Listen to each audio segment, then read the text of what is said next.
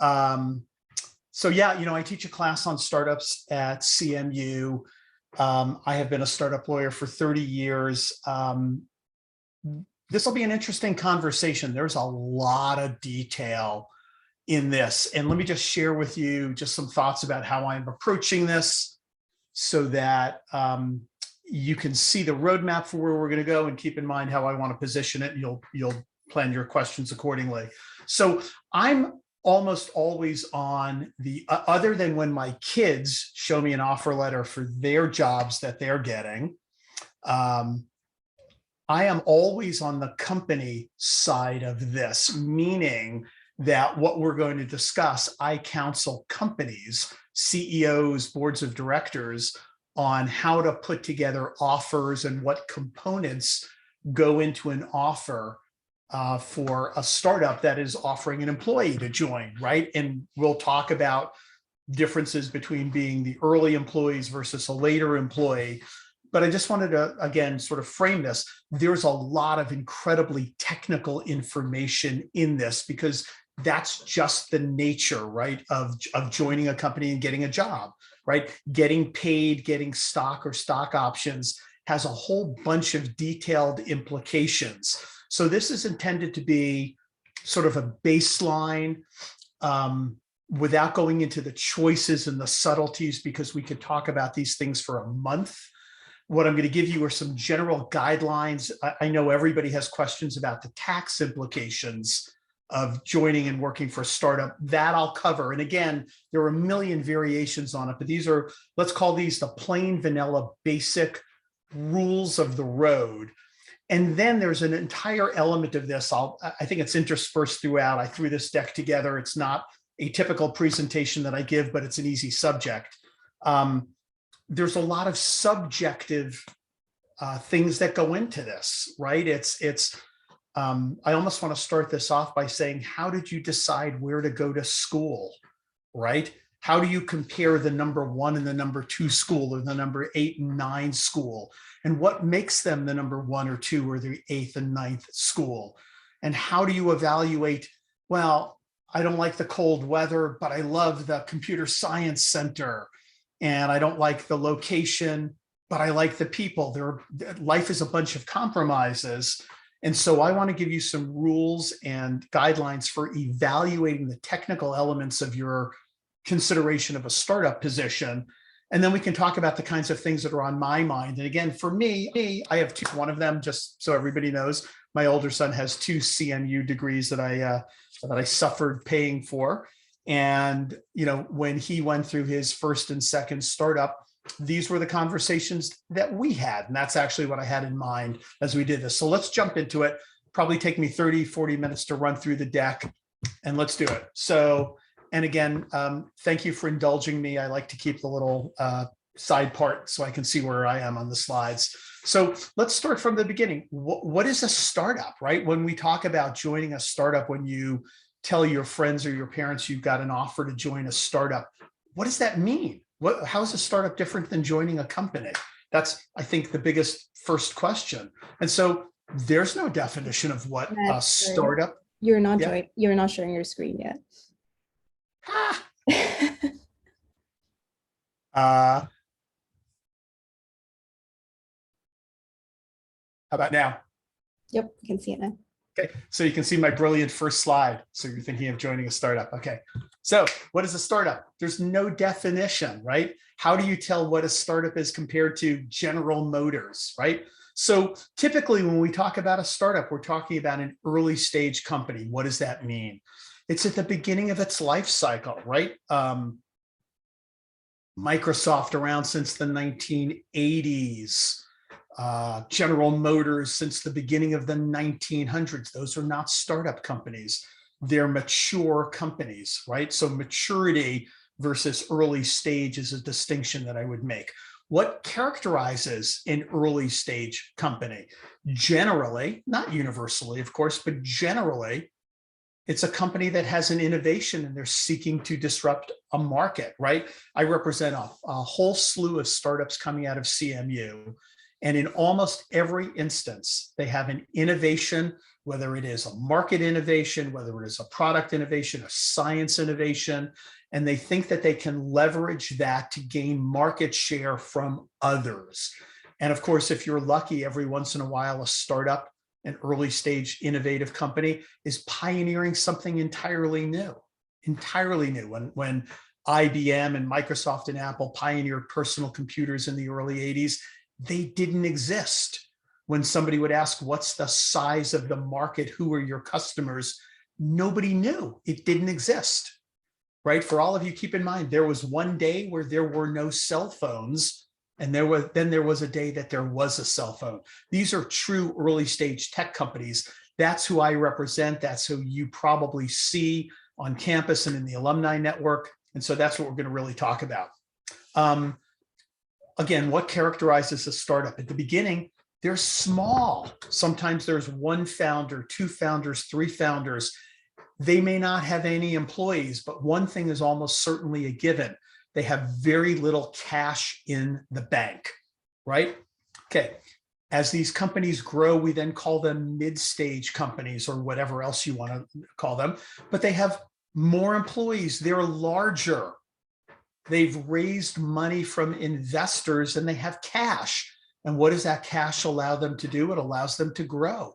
It allows them to bring on employees. It allows them to pay what I would call a market wage, and it allows them to be competitive. And this is a big distinction with more mature companies, right? If you're a little startup with two founders and no employees and no cash in the bank, getting a job offer from that is very different from getting a job offer from a company that has millions of dollars in the bank and an organized program to hire people. The next term that we might use is called later stage companies. And they are real companies. They've got offices, they sell products, they have revenue. They look and feel no different than a smaller version of a General Motors or a smaller version of a Microsoft or a Google. They're real larger looking companies. And generally speaking, products and IP development tracks progressively over time. Early stage companies are starting, mid-stage companies have some customers, they're iterating, later stage companies are humming along, right? They're growing, they have product and revenue. Okay, again, very rough distinctions, but good terms to know. All right, this was my starting point for tonight. What's important in considering a job at a startup? That seems to be the question, right? There's no universal answer. It all depends upon you and your risk profile and your interests. So what are some things that you would think about? Your interest in the team. What does the team mean? The founders, the CTO that you might go work for, right? My older son, the one with the CMU degrees, took a really iffy first job. Why? Because he got to study with and learn with some MIT professor who started a robotics company. An incredible experience. Went nowhere and the company went under. But it was a wonderful, wonderful experience. These were mentors to him. It's something to think about. The technology, what if you are enamored, fully enamored with what the company is doing? Whatever it is, whether it's biotech, robotics, computer science, it doesn't matter. You like it. It's an area that you want to gain experience in, right? The market sector, similarly, right? If it's biotech or something. What's another factor that goes in? And we'll talk about all of this in a little more detail. Your need for cash, right? If you have a desire to make a large amount of money, joining a very early stage startup is not going to be a rewarding experience for you. It's just not going to happen, right? We talked about this for a second already. Your interest in personal growth and learning. Is it a good opportunity for you to get a foundation and be exposed to something or somebody that you would then use later on in another job? Here's the one that we're going to spend more time on.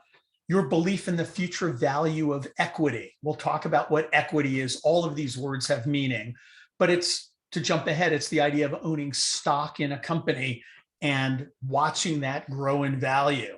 So startups are a really tough balance. There are all these incredible things that are desirable about it. You have innovators, you have people with passion. What does that mean? They've given up real jobs to start a company. They don't know if they're going to have an income in a month or a year, but they have dedicated this part of their life to building something, right? So there's less cash because they don't have it, but you have the opportunity to get in at the base of a company when it has potentially explosive growth. Okay, equity. Equity is a fancy word that means ownership of a company, right? What does ownership mean? If I told you that I owned 10% of Google, you would all be impressed. That's what ownership means. It's a percentage of an entity. And ownership of an entity, ownership of a corporation, is represented by shares of stock. I could spend a week on this, I won't, but unless somebody has a question about it, trust me that the idea is that you want to own shares of stock in a company. And the short reason is that at some point in a company's future, it either goes public or it gets acquired, which means that a larger company like a Google or an IBM or a General Motors or whomever comes and buys the company. And if they pay $1 billion to buy a company, that $1 billion gets spread among the owners, and the owners are the people who own stock. So the more stock you own, the bigger piece of the company you own. And how would you love to own a piece of a company that somebody buys for $1 billion? So the idea is that when you join an early stage company, and we'll talk about it again, I've got to segue into this somehow, you get the right potentially to get stock for 25 cents a share or a penny or a nickel or a dime. And the hope is one day that it grows into something worth 25 or 50 or $100 a share. And that difference is pure gain, pure profit for you. And if you take that 5, 10, 15, 50, $100 and multiply it by thousands or tens of thousands of shares that you will get for joining a startup, you can see where the upside money is. Okay. I'm going to go into a little bit of a technical discussion here for a couple of minutes. When you go to join a startup, you will receive something called an offer letter. It is the means by which the offer for you to join the company is given, right? So this is a really legal technical distinction. It's not an employment agreement. Not that anybody knows what an employment agreement is, but an employment agreement implies some stronger connections, some more permanence to it. And generally speaking, employees at startups are what is known as at-will employees. And at-will means exactly what it sounds like. You are there at the will of the company. They can walk into your cubicle, your office, your virtual whatever, and any given moment and say to you, thank you, but we no longer need your services. Today is your last day. It is perfectly legal to do. So you're an at-will employee. The distinction is in people who are not at-will employees will get these longer, denser, thicker employment agreements. We're not going to talk about that. For today, we're going to talk about this short form. It could be 2 pages, 4, 5 pages. And it is the thing that tells you what the job is all about. So if you think about it, how would you like to join a company and not know the details, not know the terms of your job?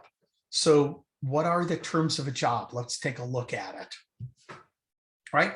So the offer letter tells you a bunch of things, right? Tiffany, if we were going to offer you a job at ABC startup, it would tell you what your job title is: engineer, developer, head of sales, marketing director, chief technology officer, and keep going, HR director, technical writer. We can go on and on and on. It tells you what your job is. It tells you where your job is. Would you like to join a company and then you show up on day one virtually and they tell you you need to be in, Spokane, Washington, and you didn't know that? So this letter tells you all of these kinds of details. The reporting structure. If you're going to go join a company, Wouldn't you want to know who you're working for? That's one of the key things that you need to know. What else is critical here? I'm just going to keep running through the list. Salary. Don't you want to know how much you're getting paid? You want it in writing, right? Another thing, you want to know whether you're entitled to a bonus or a range of a bonus payment, right? So if you got a base salary that was only, I'm making up numbers, $80,000, but you had a guaranteed bonus of 50 to 100,000, you look at it different than just a base salary of $80,000. So the offer letter tells you the entirety of the range of compensation that you are eligible for. And ideally, it tells you how it would earn that bonus. Okay. If you're smart about it when you join a company, you want to understand how you're being evaluated, how you're being reviewed. Do you get an annual review, semi-annual? Who performs the review? You would want to understand, and you would want to talk to them about perhaps the person that you report to, or the CTO or the head of your group being the person who gives you that review. Otherwise, how meaningful would it be, right? You're looking at this from a what's it going to be like, but you're always looking at this in terms of what your growth and upside potential are as well. You'd want to know if you're eligible for a raise, salary adjustment, fancy lawyers' words for, do I get a raise or how do I get a raise, right? You'd want to know in that offer letter that it says something like your salary is subject to adjustment each year based upon you getting a good review. Okay, I'm going to keep going. Let's go back to equity again, because that's one of the major components of the offer letter. So the two elements that are really critical is how much money are you getting paid and what kind of ownership are you going to get in the company. So we'll talk about it a little bit, but you are not going to get shares in the company. If you join a startup, it is generally unlikely that they are going to say to you, here are 10,000 shares or 50,000 shares. And the reason for that, very simply, excuse me, is that when the company pays you, right, if you get a weekly check for $2,000, you have to pay taxes on that. The cash component of your income is subject to tax. This is nothing new to you. There's nothing unusual about this. You've all held jobs before. When you get paid, you have to pay taxes on that. What people don't necessarily realize is that if a company gives you, literally just gives you shares, you have to pay taxes on that as well. So if I were to join a company and they were to say to me, your base salary is 120,000 and you're going to get 100,000 shares of stock, I would be concerned about the 100,000 shares of stock. Let's just make believe that those shares were worth $1 a piece.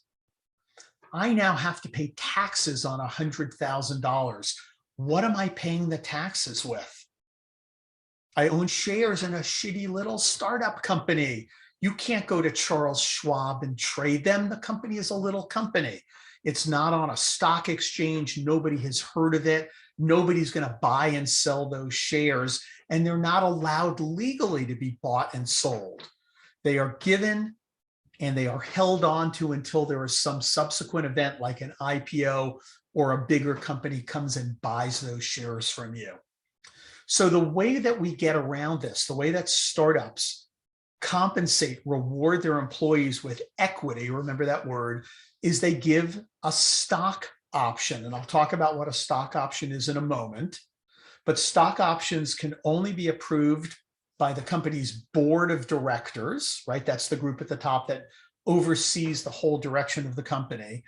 And what's interesting about stock options is they have to be granted to somebody as a service who is a service provider. So what that means is if you sign an offer letter to join a company on the first of the month, but you don't start for 2 or 3 weeks, you must wait and you cannot be granted your stock option until at least the day that you start, because the rules are such that it has to be that way. All right, I'm going to take a pause for 1 second just to check in. So far, so good. Have I lost anybody? And Tiffany, I may just look, thumbs up. Thank you. Exactly what I need. Okay, let's keep going. So when you get your equity grant, here's what it looks like. The offer letter is going to say your base salary is whatever it is, your bonus is whatever it is. And the wording of the offer letter is then going to say that subject to the approval of the board of directors, once you start working, you will be granted a stock option. And then it gives the terms of the stock option. Let me talk about three of the biggest components, right? Shares, the number of shares.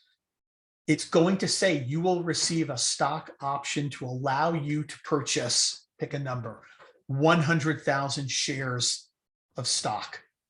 That's important, right? Because getting the right to buy 100,000 shares is better than getting the right to buy 50,000 shares. And getting the right to buy 50,000 shares is better than getting the right to buy 10,000 shares. It will tell you the vesting. We'll talk about that in a second. And we'll talk about the strike price in a minute as well. The strike price is also called the exercise price. So humor me here. This is very technical stuff. Give me a minute to get into it. The number of shares is remarkably obvious, right? We talked about that. It tells you what piece of the company you ultimately will own. Vesting is an interesting concept that I'm only going to briefly touch on. And vesting is the idea that you earn your shares, you earn the right to buy these shares over time. So just like you join a company and they don't say to you, hey, you're getting $100,000 salary, here it is today, here's your $100,000 for the year. The company generally doesn't let you get all of your shares on day one. If you work a certain period of time, you get a certain piece of those shares, right? If you work a longer period of time, you get the right to buy all of the shares. We'll talk about that again in a minute. I won't go over the whole status, but I touched on the fact that generally employees are at will and can be fired anytime. Let me just add, generally for any reason, but there's a whole host of reasons you can't be terminated, right? You cannot be terminated on the basis of gender or religion or nationality or disability or sexual orientation. It is illegal to walk in and say to somebody, you are, pick an ethnicity, I don't like that, and terminate you. You can only be terminated for legitimate lawful reasons. Okay, I'm going to keep going. Some other elements of the offer letter, and isn't it interesting how many things are in an offer letter?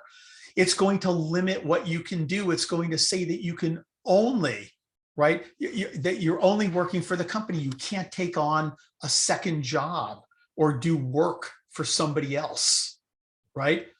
It's generally going to say that you will not engage in other activities that conflict with your duties to the company. But what if you're on the board of a charity? You might want to build into your offer letter, yes, I'm going to be your chief developer and I'm going to devote all of my working time. But you would put in there, but by the way, I'm on the board of a charity and I'm allowed to spend my time doing that. Okay, another quick one, and then we'll get into more of the equity details. Part of your employment is that you also enter into something called an NDIAA, and it has a whole host of other names and acronyms, but it is called the Non-Disclosure and Inventions Assignment Agreement. And every single employee that joins a technology-related company signs one. In my offer letters for my clients, employment is absolutely contingent upon you signing that on day one. And I tell my client, they show up and they haven't signed it, send them home. So what does this do? It is the mechanism by which your work product, the code that you write, the protein that you synthesize, the website that you create, it is the mechanism by which that intellectual property, that work product, is given and owned by the company, right? It makes no sense that you would go work at Google and create it, and they're not a startup, so a bad example perhaps, but you wouldn't go work for Google in their search division and come up with a new search algorithm and think that you own it. Google makes you, as does every company, sign something that says, if you create something that relates to our business, we own it, because that's what we pay you for. Similarly, if you're sitting at your work computer in your cubicle in a conference room and you use company resources to create something, the company owns it. And that agreement is what deals with that. So that's something you should expect. The last part of the offer letter that I'll go into is that there's a termination date. You're going to get something that says, here's your base salary, your bonus, you report to the CEO, you're eligible for all kinds of great things. You're going to get stock options. We love you, we love you, we love you. But hey, by the way, if you don't accept this and sign it within 5 or 7 days, the offer is revoked. We will go hire somebody else.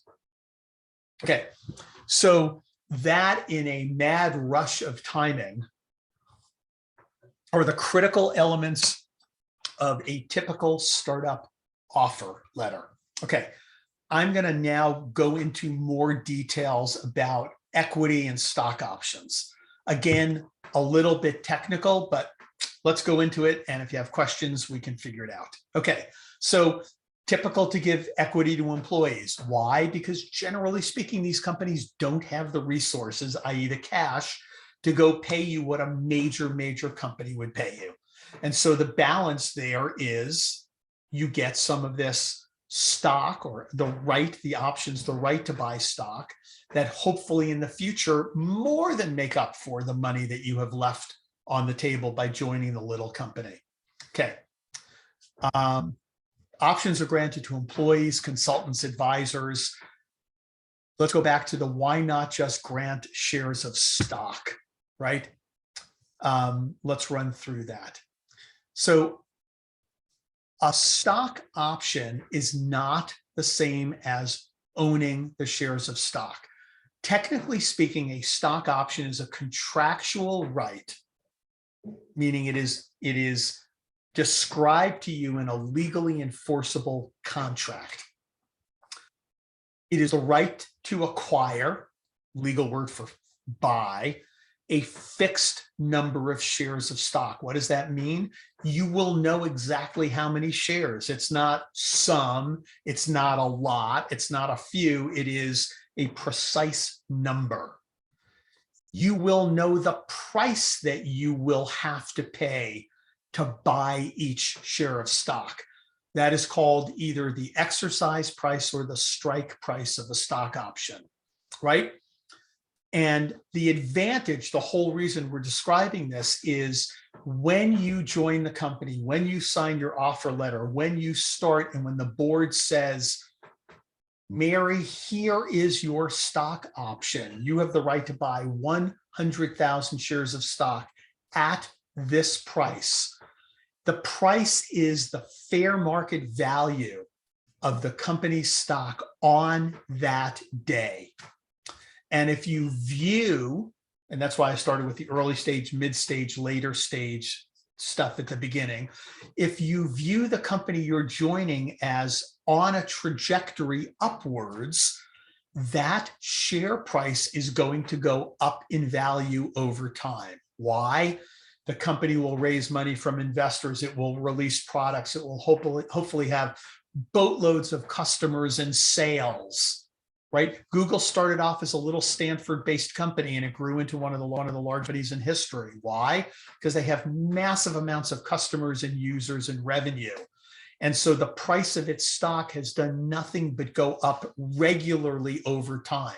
So when you join the company and they say to you, you can buy the shares by exercising your stock option for 1 penny a piece, you know and you hope that in the future it'll be worth dollars or tens or hundreds of dollars a piece.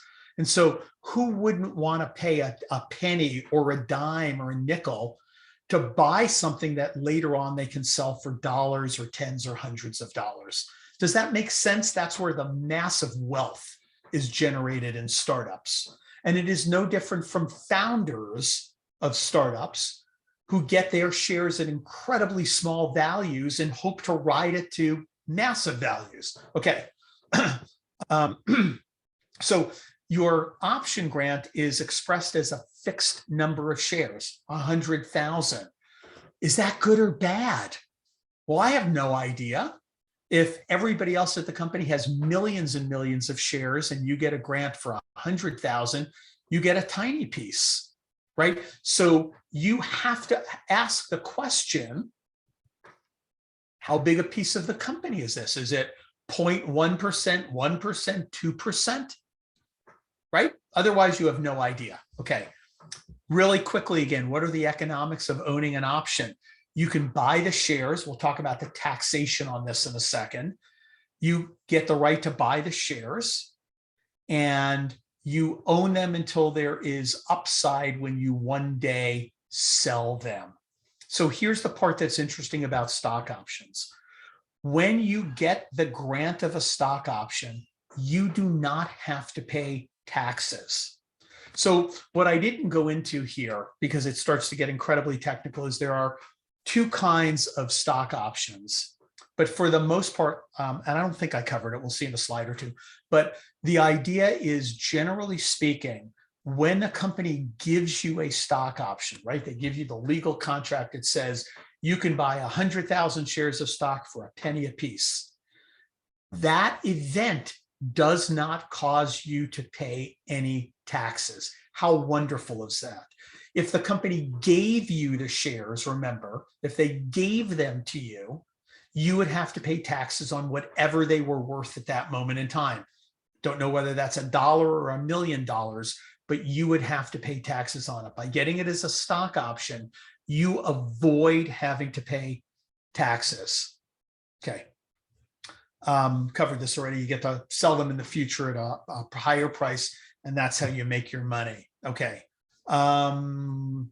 We sort of covered this as well. Well, companies, right, when you grant a grant of a stock option, you're going to get all of this thick legal documentation. Options are granted under a thing called an equity incentive plan or a stock option plan. And that's just a reserve, a pool that the company sets aside for exactly this purpose of rewarding employees. Okay. I'm going to keep going, mindful of the time. Okay. We touched on vesting, but let me explain vesting of your stock option in a little bit more detail. So again, you don't want to give somebody the right to buy all of their shares and then quit the company and leave. That doesn't make a lot of sense. So stock options are generally subject to two types of vesting. The overall pattern for stock options and vesting is that they vest over 4 years. I can't tell you why 4 years is the mark, but virtually every employee stock option that gets granted is over a 4-year period, and it is generally ratable over those 4 years. So what that means is, generally in every given year, you can earn 1/4 of that total number. And within the year, it actually happens monthly, except for the first year. So when you hire an employee, excuse me, when you are hired, your stock option is going to tell you that you have to make it to the 1-year mark before you can buy any of your shares.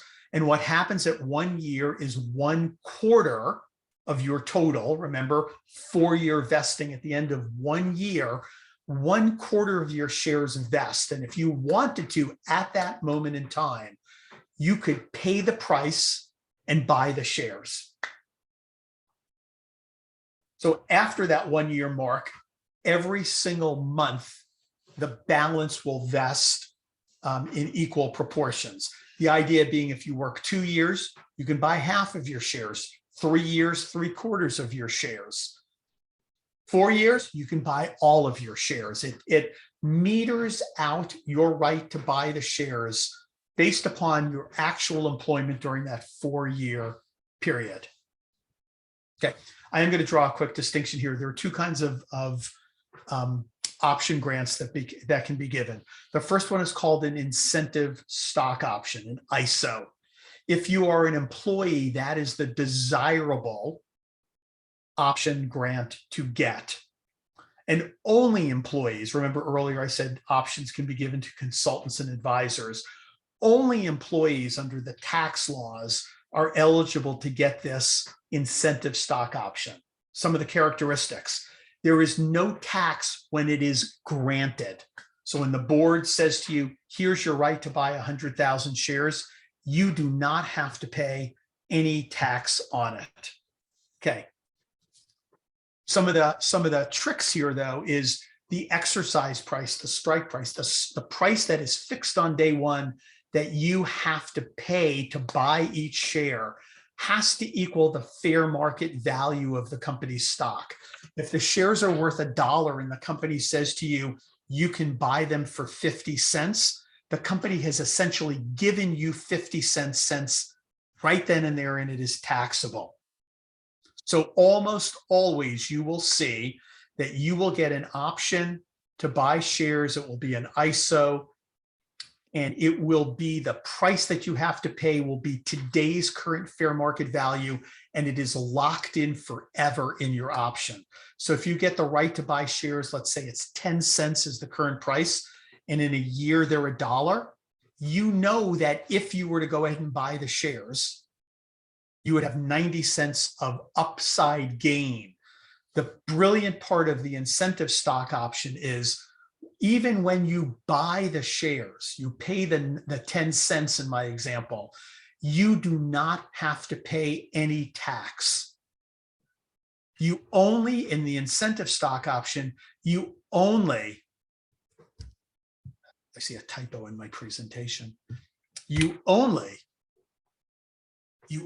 pay taxes when you ultimately sell the shares to somebody. Again, if you join the company and Google buys the company in a year or 5 years, that is when you pay the taxes. All right, I'm going to speed up on this.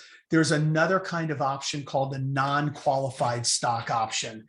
It's really not worth spending much time on it. Similarly, though, if you get a non-qualified stock option, you don't pay taxes, but you do pay taxes when you exercise and buy those shares. So if you get a non-qualified option that's 10 cents, and then later on when the shares are worth $1, you say, I'm going to buy them, you have to pay 90 cents of taxes then and there. And then if you sell them for $100 in the future to Google, you would pay another set of taxes then. Okay, so I'm not going to go into this in detail, but the short version of it is, if you realize it, you've all heard the expression buy low, sell high. Getting a stock option locks in what is hopefully an incredibly low price in a very tax advantageous manner, and allows you to ultimately realize in a fairly tax efficient method. One other thing that I didn't go into, and it's very, very complicated, but if you get an incentive stock option and you do it properly, there are some timing sequences, you can actually get a lower tax rate than what are known as ordinary tax rates. Your salary is taxed at what are known as ordinary tax rates. Your equity can be taxed at what are called capital gains rates. And those are merely a function of timing. It's really complicated. I won't go into it unless somebody really has a massive burning desire to talk capital gains taxes, but let's leave it at that. Okay, I'm gonna hit one more slide and then maybe we can go into the Q&A part. So what I want to sort of set up for the next phase of this is what's important. Like, what are you supposed to talk about? What are you supposed to think about? I really killed the whole equity thing for you because it's technical, it's worth understanding, but how do you make a decision to join a company, right? Where is it located, right? If it's in a really shitty area, a part of the country you don't want to live, you're going to move there? Maybe not, right? Technology. If you're interested in biotech and this is a SaaS software company, is that really what you want to do? Is it a technology that you're capable of working on? Is the product excite you, right? Does the team excite you? How amazing would it be to work for the greatest CEO and CFO and CTO in the world, right? Think about what you could do, right? What kind of leadership is there in terms of the managers? Who's on the company's board of directors? Are they famous, big, high-profile people, right? Who are the advisors? By the way, these are all things that you would look at as an interest, but it's also things that you would used to evaluate the health, the well-being of the company in some respects, right? And of course, my favorite one is compensation.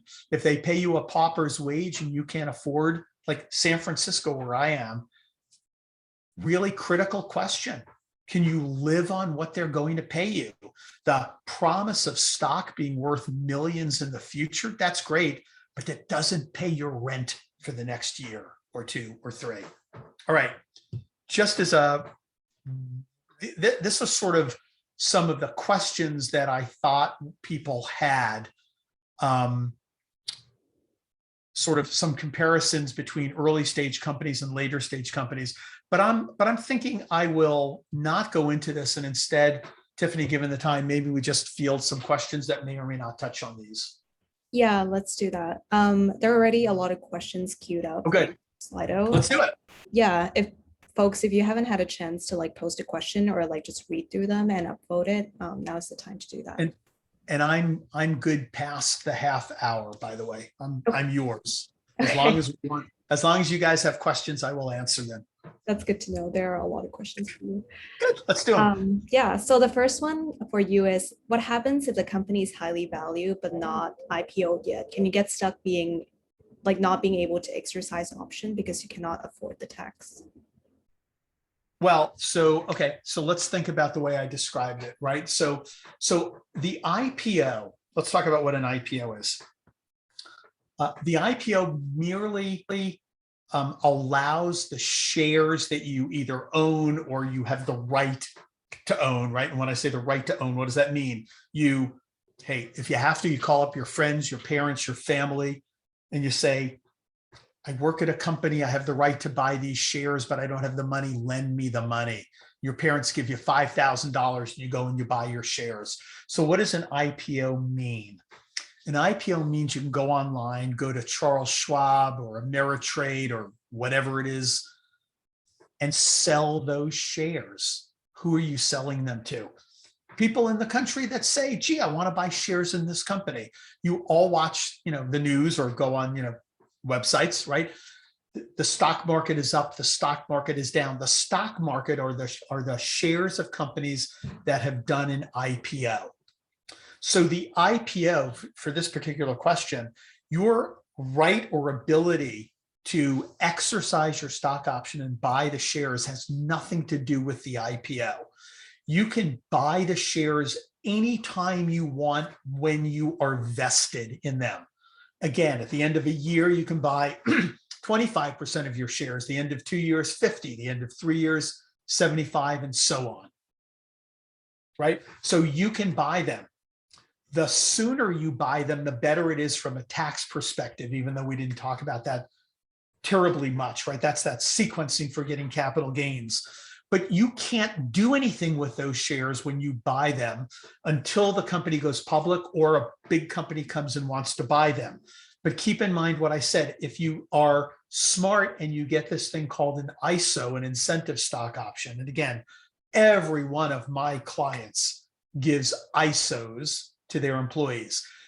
Even when you exercise and you pay the price and you own the shares, however many it is, you don't have to pay tax. The beauty of this thing called the ISO is no tax when you get it, no tax when you exercise and get the shares. You are only taxed in the future when you sell the shares. And let me assure you, if you sell the shares in the public market on the stock exchange and you get $100, you can pay the taxes because you have the cash.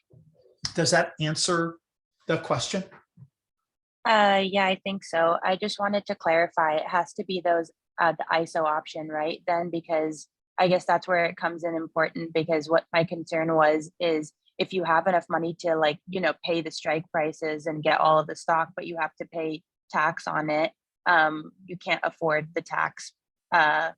So then you can't, buy the stock, because if you can't sell the stock to cover your taxes, there's nothing you can do, right? Yep. And again, there are some subtleties in there where you can actually use some of your shares. If you had the right to buy 100,000 shares, you might say, hey, only give me 90 and pay my exercise price that way. By the way, we didn't talk about it. That's one avenue. But yes, on the taxes, you're right. If you have a qualified stock option and you choose to exercise it, you will have to pay the taxes. You might have the money to do it, right? But let me tell you what mostly happens in the examples with my clients and, well, everybody that I know. You wait, you don't exercise the option until you know you can sell the shares, right? Why would you pay $10,000 to buy shares in your, forgive my use of the phrase, shitty little startup, but that's what most of them are. They're risky, they're high risk. You don't know if they're going to be successful or not. So I would borrow the money and buy the shares. I would maybe borrow the money and pay the taxes. Why? If I knew the company was going gangbusters, I would start owning the shares because of that possible advantage of owning them for a long enough period of time that my tax rate gets lower.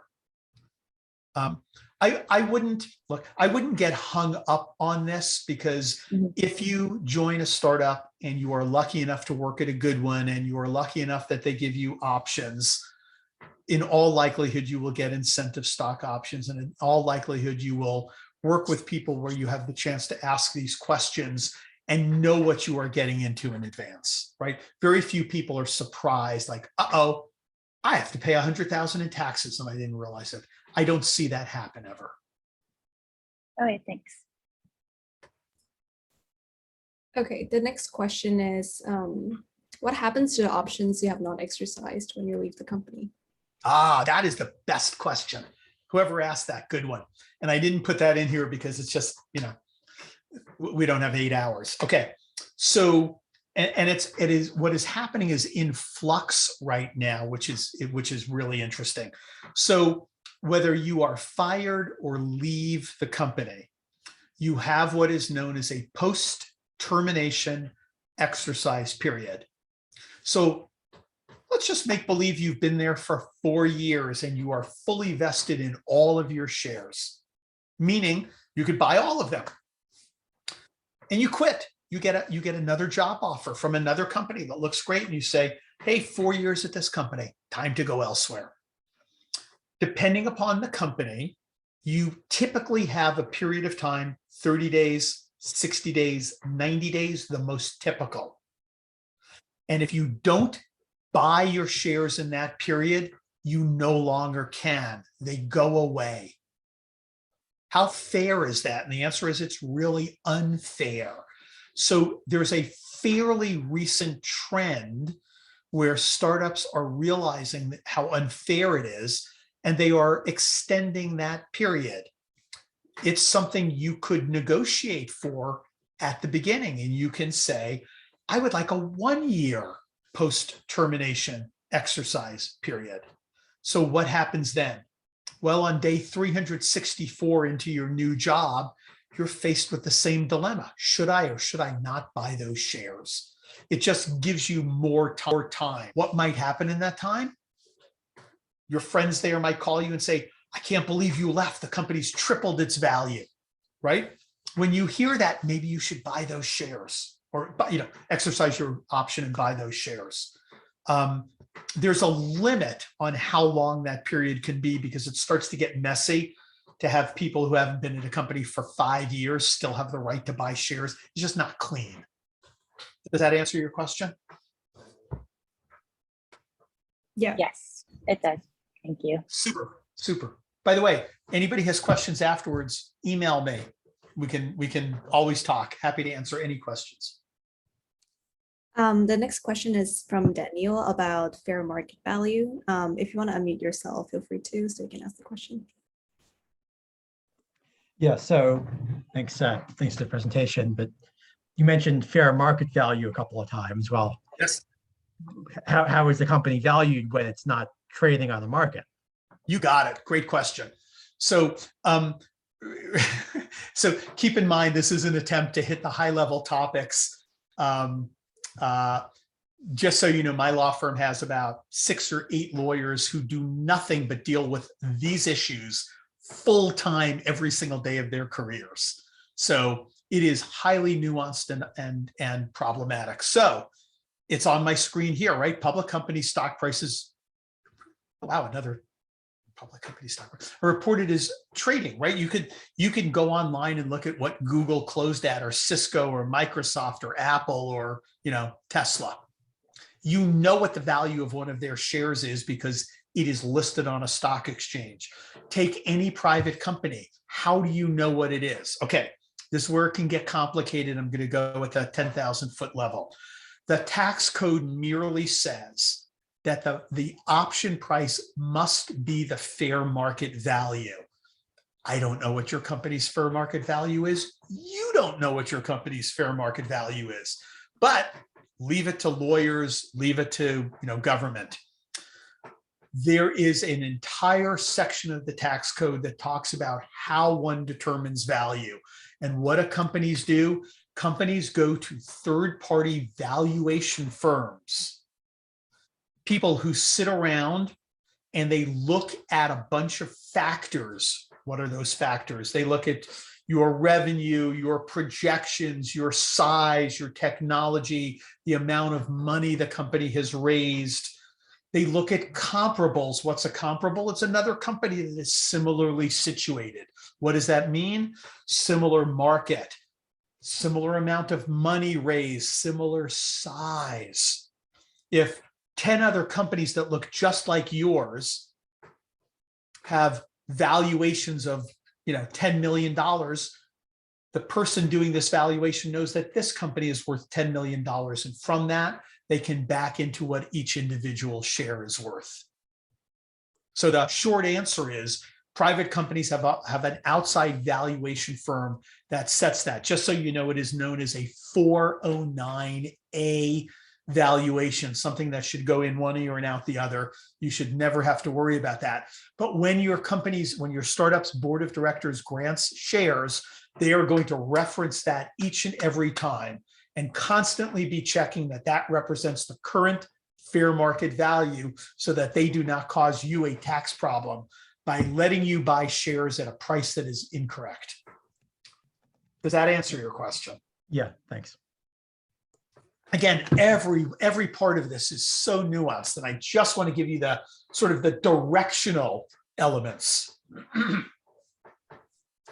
Yeah. By the way, Tiffany, before we finish, we should spend 1 minute on runway, because I know some people at the beginning had questions about runway of a company. Right. If nobody has that question, let me just address it for 30 seconds at the end. Yeah. Do you want to do that right now, just in case Yeah, sure. drop off? We're at the top of the hour. Okay. So let's look at this from a different aspect for a moment, right? The how do I evaluate this? How do I know whether it's a good company, right? We talked about some of these elements here, right? These are things that'll help you decide if you like it. One thing that I didn't go into because it's a big rabbit hole is this notion of how stable is the company, right? What does that mean? How much cash do they have? What does that mean? How long can they survive? Anybody on the call worried about Apple going out of business because they run out of money? I think the answer is not, right? Anybody worried about the startup down the road going out of business? Everybody is. Why? Because these are small companies and they probably don't make enough money yet to support their operations. So what do? They go out and they raise money from investors and they use that money. And when they run low on money, they go out and they raise more money. That is the life cycle of a startup. Runway means how, right? So you've all been to airports. At some point when the plane's at the end of the runway, the damn thing better take off or it's in trouble. So the question is, how much runway is there? And runway in the vernacular for a startup means how much life does it have before it has to close? On the day that the company has $0 in the bank account, everybody is rated. There is no company.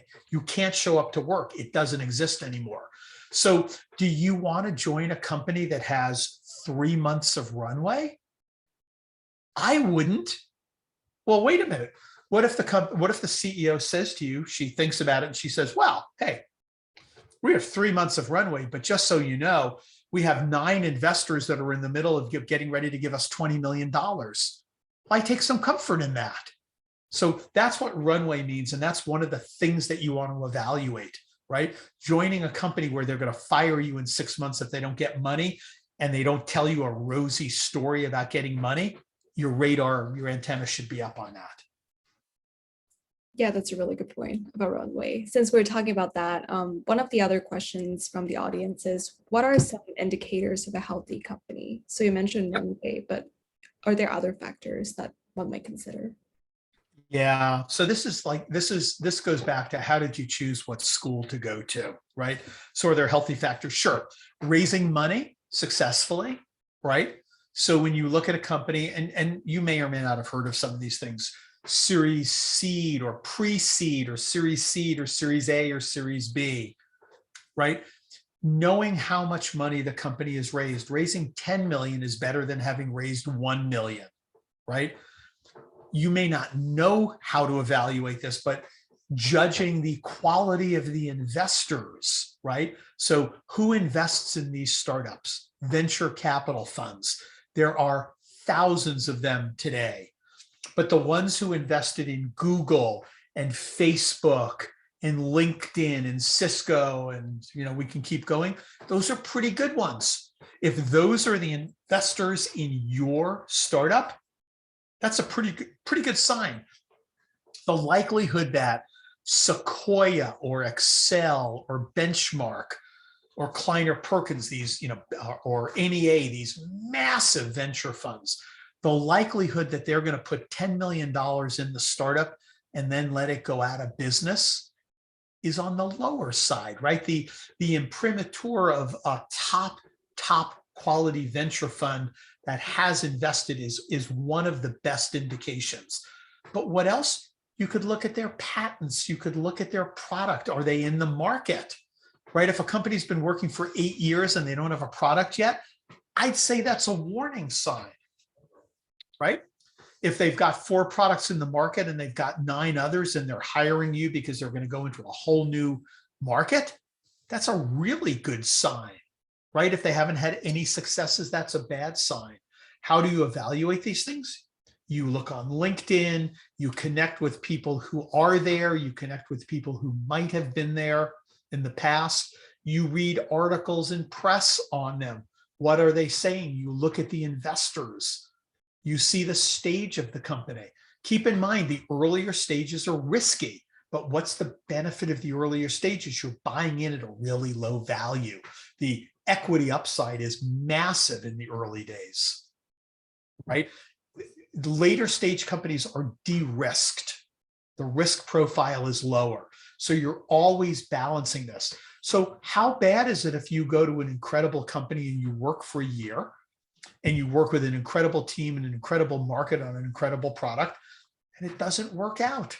It's not the worst thing in the world if you get to say to somebody, and again, true story, my older son gets to say that he worked with, one of the most famous MIT professors, and she pioneered some human attributes of robots. I don't know, some lovely lady, right? So it doesn't matter that the company went under and my son lost his job. He got another job, and it was actually a pedigree for him to have been there.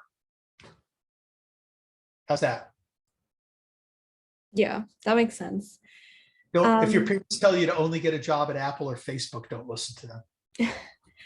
This is actually a really good segue into our next question. So, Yes. like in the beginning of the event, a lot of people just kind of put in their answer as like they're from Pittsburgh. So I assume a lot of people in the audience are students. So this question is like, if you're very early on in your career and don't necessarily prefer, startup versus big company, should they join a small company or big company? I don't know how to answer that question. I'll tell you what I tell people. When I meet brilliant entrepreneurs, which thankfully I'm in the kind of business where I do, many, many times I will just say I would give anything to go back in time and get your education and try to build what you're building. Me personally, I am enamored with it. But then take a look at what I do. I am in the most risk-free profession known to mankind, right? I get to charge people $1,200 an hour for my advice, and I don't have a lot of risk. So it depends, right? Why would you join a startup if you're nervous about it? right? So the good news is anybody and everybody on this call is remarkably well educated from an incredible university whose name will always open doors. And I would at least encourage you, go interview with a promising startup. See what it's like. We didn't talk about this at all because, again, we could talk for a year. What's one of the advantages of a startup over a major corporation? I got to be careful what I say. Amazon is my firm's biggest client, probably. I can't badmouth Amazon, but big company, hard to work for, right? Challenging, difficult environment. Startup, maybe nurturing. Look at the responsibility level you will get at a startup, right? If you're one of 5 or 10 or 15 employees, you're carrying a big load. It's a growth opportunity for you if you choose the right startup, right?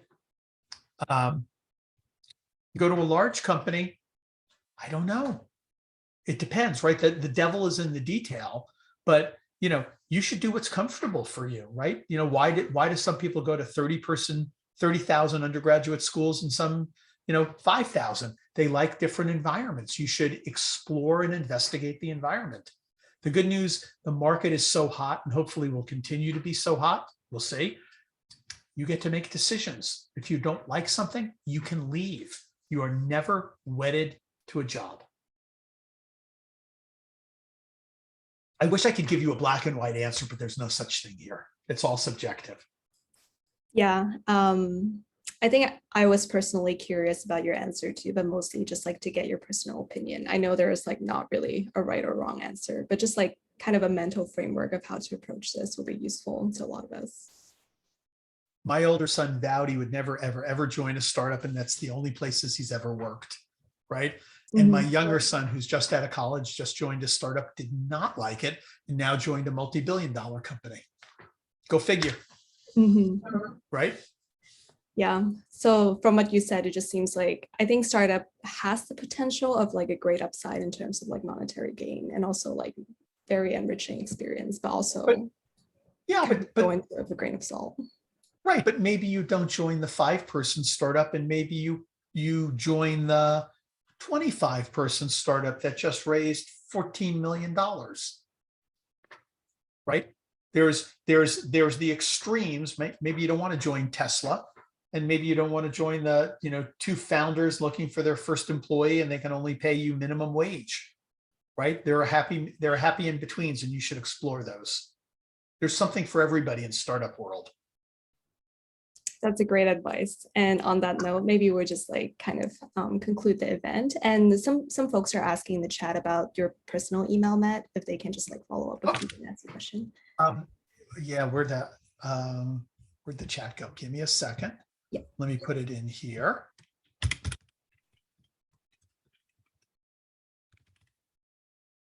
Spelled correctly. Feel free to reach out, connect with me on LinkedIn.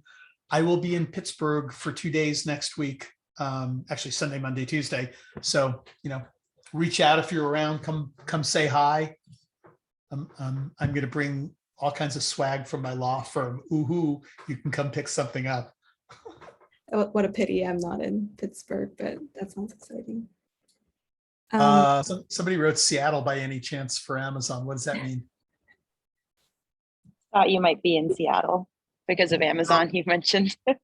I'm not, but my firm has 350 lawyers there. So. Wow. All right. Then with that, I might just like close off today's event. Thank you so much, you all for joining. And of course, especially you, Matt, for. My pleasure. I know it was a lot. If I confused anybody, write me. We'll figure it out. Sounds good. Okay. Good night, everyone. Bye, all of you. Have a great rest of your night. Bye.